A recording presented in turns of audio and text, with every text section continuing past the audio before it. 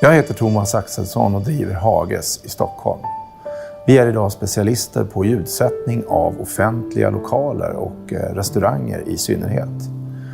För några år sedan fick vi uppdrag av våra samarbetspartners Italiano-gruppen att ljudsätta en restaurang i centrala Stockholm som heter Ciccios.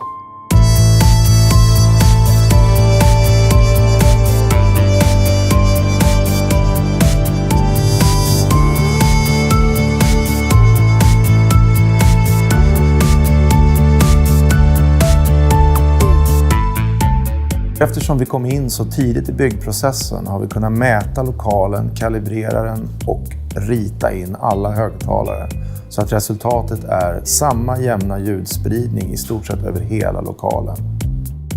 Vi valde att ljudsätta det här projektet med totalt 16 stycken Genelec 4030 som är en aktiv högtalare med otroligt bra precision. Den kryper långt ner i registret, vilket gör att behovet av baser är väldigt litet.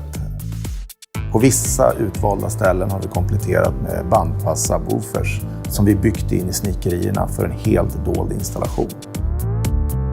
En av anledningarna till att vi valde just Genelecs högtalare är att de låter oerhört exakt och har en bra tonal balans.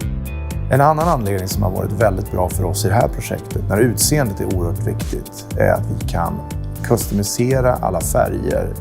Vi har valt att lacka våra högtalare i ugnslackeri så att alla högtalare är exakt i samma färg som vägginredningen. Vi styr det här systemet med avancerade ESP där också gränssnittet är otroligt enkelt så att nästan vilken personal som helst som kommer ny till jobbet ska kunna sköta systemet.